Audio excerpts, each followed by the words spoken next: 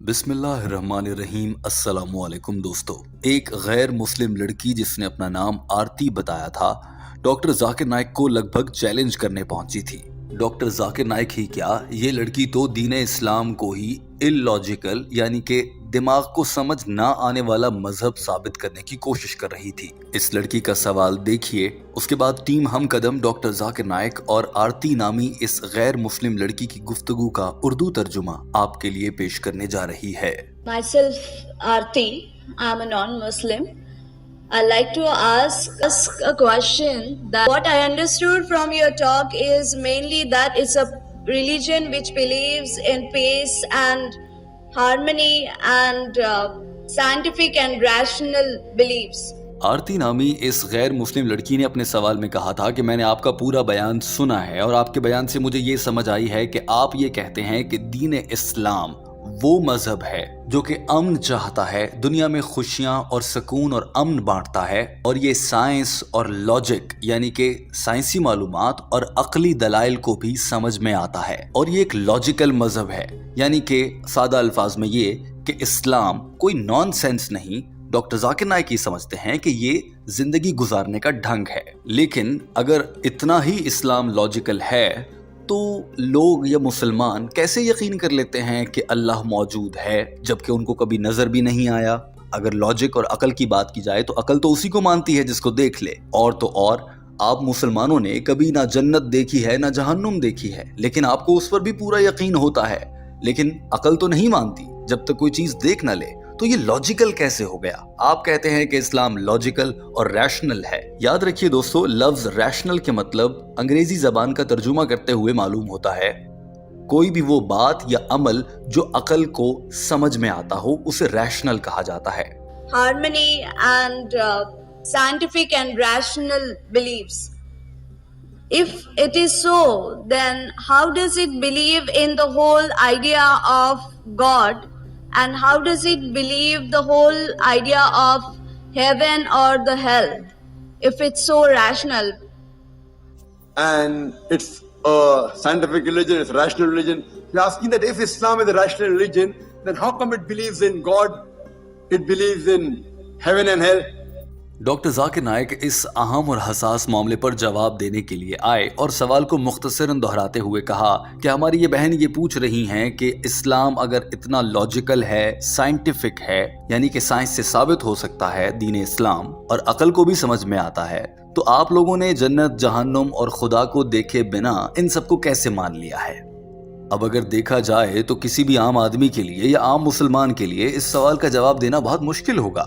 اس کے لیے ڈاکٹر ذاکر نائک جیسا علم درکار ہے۔ ڈاکٹر ذاکر نائک نے کہا کہ جہاں تک آپ کا سوال ہے تو یاد رکھیے، میں یہ ثابت کر سکتا ہوں کہ دنیا کا وہ واحد طریقہ آج کے دور میں اگر کسی کو سمجھانا ہو کہ اسلام ہی دین حق ہے، جنت، جہنم اور اللہ حقیقت میں موجود ہیں، تو یہ سائنس کی مدد سے ہی ثابت ہو سکتا ہے۔ آپ کو شک ہے کہ اسلام سائنٹیفک نہیں ہے اور سائنس سے مطابقت نہیں رکھتا، جبکہ میں یہ کہہ رہا ہوں کہ اسلام تو ثابت ہو جاتا ہے اگر سائنس کو سمجھ لیا جائے۔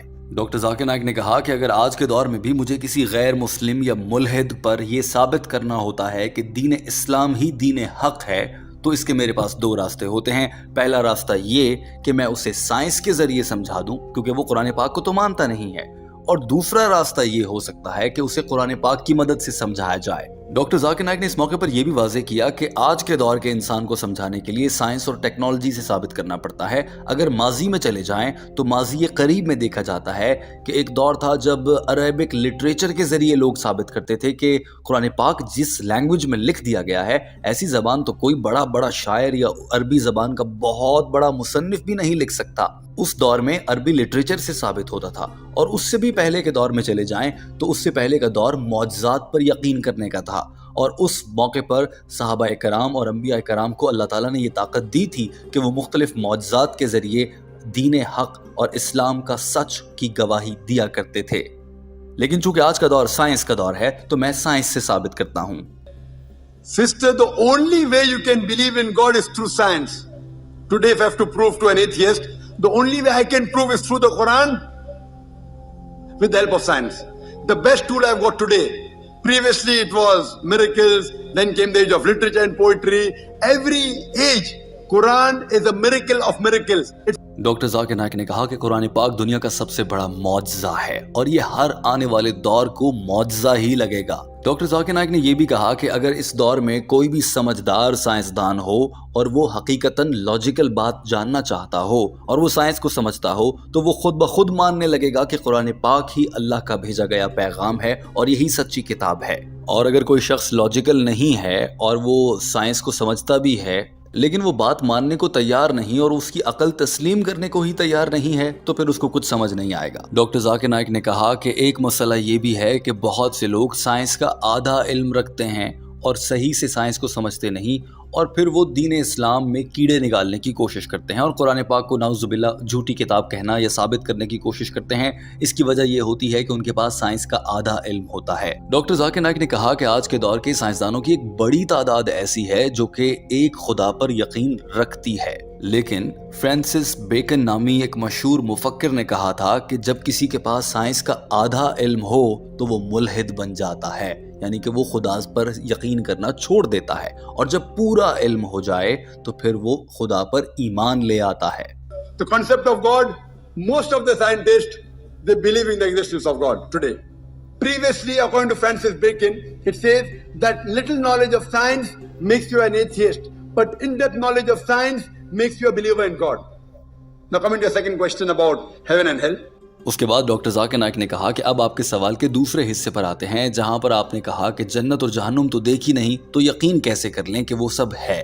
डॉक्टर जाकिर नाइक ने कहा कि इसका जवाब देने के लिए मैं आपको यूं समझाना चाहता हूं कि अगर ये मान लिया जाए कि साइंस से जो सही साबित होता है वो सच होता है तो फिर पूरी दुनिया और साइंसदान ये बात मानते हैं कि कुरान पाक में जो कुछ भी लिखा है उसका 80% हिस्सा ऐसा है जो कि साइंस से साबित हो चुका है, यानी कि साइंस मानती है कि कुरान पाक में जो कुछ लिखा है उसका 80% हिस्सा 100% सच है और वो तमाम साइंसी तकाज़ों को पूरा करता है और किसी भी इंसान या साइंसदान की अकल को इत्मीनान बख्श दलील मुहैया करता है। अब आप सोच रहे होंगे कि सिर्फ कुरान पाक का 80% हिस्सा दुरुस्त है तो जो बाकी 20% हिस्सा है उसके बारे में क्या कहा जा सकता है। डॉक्टर जाकिर नाइक ने बताया कि अगर 80% हिस्सा कुरान पाक का साइंस से मुताबिकत रखता है और दुरुस्त माना जाता है तो जो बाकी का 20% है उसमें से 1 या 0.1% को भी साइंस गलत साबित नहीं कर सकी। हाँ, साइंस उसको सही भी साबित नहीं कर सकी, अलबत्ता गलत भी साबित नहीं कर सकी।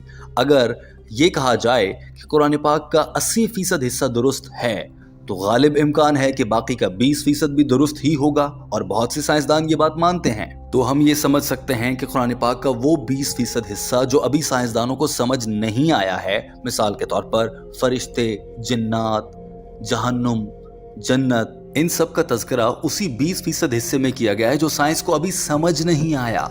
जब साइंस मजीद तरक्की करेगी आने वाले 50-100 सालों के बाद तो फिर साइंसदानों को ये भी समझ आने लगेगा और वो जन्नत और जहन्नुम को भी साइंसी दलाइल के साथ साबित कर लेंगे। दोस्तों, इसको समझने के लिए एक मिसाल यूं दी जा सकती है कि वाक़या शब महराज के बारे में मुतादिद बार बताया गया है कि नबी पाक सल्लल्लाहु अलैहि वसल्लम ने इंतहाई कम वक्त में इतना तवील सफ़र आसमानों को चीरते हुए आगे तक किया और अल्लाह से मुलाकात की। एक आम इंसान या कोई मुल्हिद सवाल करता नजर आता है कि ये कैसे मुमकिन है कि एक इंसान इतनी बर्क रफ्तारी से और तेजी से सफर कर ले, इतनी तेज तो कोई रॉकेट भी नहीं चलता आज के जदीद दौर में, तो उस दौर में आप सल्लल्लाहु अलैहि वसल्लम ने कैसे कर लिया। उस वक्त के मुल्हिद और गैर मुस्लिम ये सवाल उठाते रहे, मगर आज के दौर की साइंस ये बात साबित कर चुकी है और आइंस्टाइन की E=mc² नामी मशहूर इक्वेशन के जरिए ये बात साबित शुदा है कि अगर इंसान को एक खास रफ्तार पर ले जाया जाए तो वो एनर्जी बन जाता है और वो बहुत तेजी से सफर कर सकता है, यानी कि वाक़या शब महराज साइंस से साबित हो रहा है। जबकि अगर किसी आम आदमी को कहा जाए तो वो इस पर यकीन ना करे, जैसे आज के दौर के लोग जन्नत और जहन्नुम को बिना देखे उस पर यकीन करने के लिए तैयार नहीं हैं। लेकिन एक वक्त आएगा जब साइंस इतनी तरक्की कर लेगी कि वो साबित करेगी और साइंस को समझ आ जाएगा कि कुरान पाक में जो लिखा है कि जन्नत भी है, जहन्नुम भी है, ये सब दुरुस्त है और ये सब साइंस से भी साबित हो जाएगा। डॉक्टर जाकिर नाइक के ये अल्फाज आप खुद सुन लीजिए, लेकिन उसके बाद ये औरत एक और सवाल निकाल लाई। 80% of what the Quran speaks about science is 100% proved to be correct. The remaining 20%, it goes in the ambiguous slot. neither right, neither wrong. So my logic says when 80% is 100% correct and the remaining 20% is neither right, neither wrong, not even 0.1% of the 20% has been proved to be wrong, my logic says that inshallah, God willing, even the 20% will be right. So heaven and hell, angels, jinn, science hasn't advanced that far. Today science has advanced maybe to understand 80% of the Quranic verses we speak about science. Tomorrow, maybe 50 years later, 100 years later, 200 years later, science will talk about heaven, will talk about hell, will talk about jinn. So my logic says it's not an illogical belief, it's a logical belief. Doctor Zakir Naik ने कहा कि मैं एक logical आदमी हूँ, इसीलिए मैं ये यकीन रखता हूँ कि कुरान पाक का जो 20% हिस्सा रह गया है साइंस से साबित होना, वो भी जल्द साबित हो जाएगा, क्योंकि 80% तो साबित हो चुका है। और इसीलिए मैं जिन्नात, फरिश्ते, जन्नत, जहन्नुम, इस सब पर यकीन रखता हूँ, बावजूद इसके कि मैं अपनी अकल का पूरा इस्तेमाल करके लॉजिकली या रैशनली भी सोचता हूँ।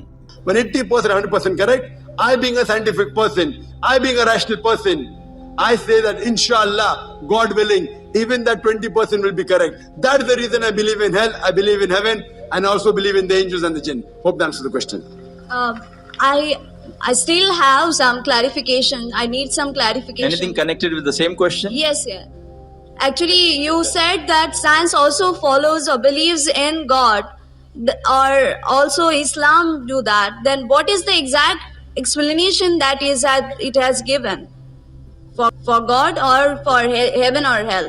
डॉक्टर जाकिर नाइक जब अपनी बात मुकम्मल कर चुके और लगभग इस खातून को सब कुछ बता चुके, तो ये अचानक से कहने लगी कि मुझे मजीद सवाल करना है, और कहा कि आप ये कहते हैं कि साइंस मानती है कि इस दुनिया के निज़ाम को चलाने वाली कोई एक ज़ात है और वो अल्लाह है। अगर वाकई साइंस ये सब मानती है तो साइंस इसकी वजह क्या बयान करती है?